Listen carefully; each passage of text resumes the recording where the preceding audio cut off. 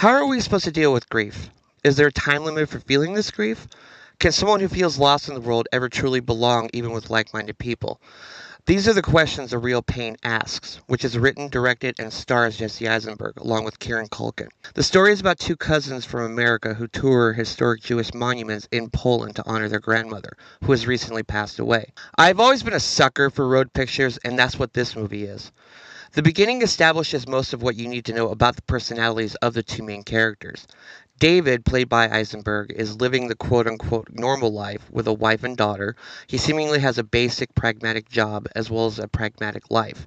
Contrast that with his cousin Benji, played by Culkin, who is apparently unemployed, unmotivated in the traditional norms of life, yet is one of the most charming people to meet. When these two first meet up at the airport at the beginning of the film, David has a bag of nuts and offers to share them. When Benji gets his hands on them, he treats them like they are now his. This comes off as comedy, but it is in keeping with the way the character views the world. More on that later. I know this movie came out some time ago and is getting early awards buzz, but I didn't get a chance to see it until now, which is why this video is called Modern Ketchup. Once the cousins arrive in Poland, they are grouped with fellow Jewish people, including a woman named Marcia, played by Jennifer Grey, who I almost didn't recognize. None of the characters in the group have problems to be solved like a conveyor belt kind of picture would have. They're there for the ride like we are.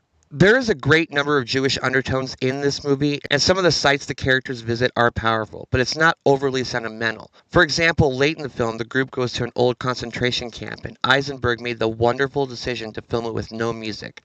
We know atrocities occurred there, but he just has a traveling camera show us this place, and everything and everyone is silent. There is no need to manipulate emotion here because we all know that the true strength of conveying the emotion is letting the images speak for themselves. It was one of the darkest times in human history, and I am so thankful Eisenberg allowed us to observe the darkness instead of quipping about it. I think that the main thesis of this story, though, is the pain of the Kieran Culkin character. He is someone who can charm the pants off of anyone he is in the room with, is not afraid to call people out on their hypocrisy, allowed to live in the moment. That's the paradox, though, because even though Benji wants to live in the moment, he also can only live in the past, the better times for him. The times when he and his cousin were closer, reckless, carefree, having fun, and when their grandmother was alive. There's a discussion about a suicide attempt about midway through that didn't land for me, but the stages of grief Culkin's character is going through were heartfelt and real. We never spend any time with the wife and daughter of David, except for a small video, because I believe that David is doing this trip as a favor to Benji. You can tell that these two really care about each other, but their lives have drifted apart due to life happening.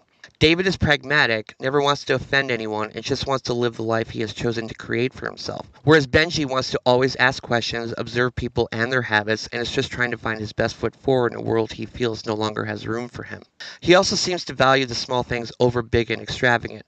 The example of that being how he wants to go onto rooftops with David and smoke joints. This is because he values this bonding time with David so much, and he misses the quote-unquote good old days, and feels that this is the only time he can have that romanticized version of him back. Benji is a real pain in the butt too, though, because he calls out the tour guide out for being too guidebook-like when they visit a Jewish cemetery. He is also not proper with etiquette during dinners the whole group attends.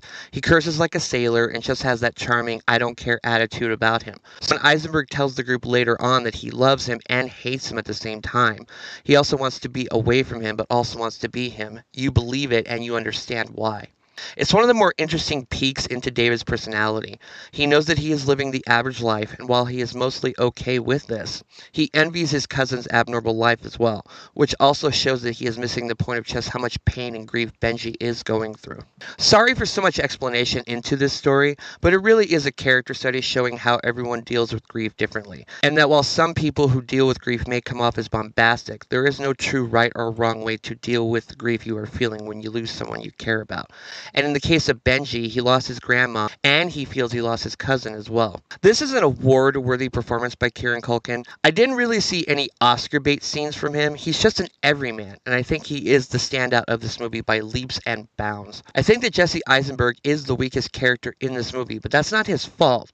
He just wrote his own character to be a cog in the wheel of life, the average man, if you will. I only have a few complaints with this picture. To start with, they're on a train and are sitting in a compartment away away from the group. And because Eisenberg's character falls asleep, they miss their stop.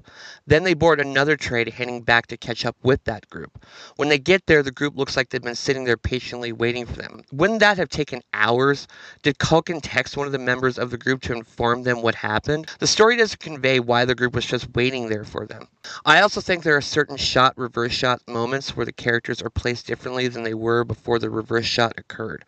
But that's just a small technical hiccup I saw a few times. I was enjoying the story so much, I got a little frazzled getting pulled out by a technical error. I also would have loved to see Benji interacting with the other members of the group more. There's a scene late in the movie where David retires to his hotel room and Benji stayed out all night with the members of the group. I would have liked to have seen that, to see how he is when he is not around his cousin, but those are small complaints. A Real Pain is a sweet and small story about how two people who are drifting apart find a way to bond with each other, even in the ever-changing tides of life. And when those tides cause those two to drift apart, how is the more emotional one who has nothing to look forward to once he gets home going to handle this new reality? This is a nice and powerful film about grief. It doesn't beat you over the head with symbolism. It didn't even have to be about Jewish heritage if it didn't want to be. It could have been any kind of road picture about grief, and I would have been just as equally moved. When Culkin wins Best Supporting Actor for this film, I won't be the least bit surprised. I give A Real Pain 4 stars out of 4. It's a great film, and if I was given the opportunity to see it when it was new, I would have put it on my top 10 films for the year for sure. Okay, so Real Pain, have you seen it? What did you think of it? Please let me know in the comments. I have other films I plan to do modern catch-up for, such as The Brutalist, Queer, and a few others. So please look forward to those soon. I also review silent films, horror films, and much more. So if you like this, please like and subscribe. Here's links to some of my other videos. Follow me on social media if you like. And until next time, I am Ghost.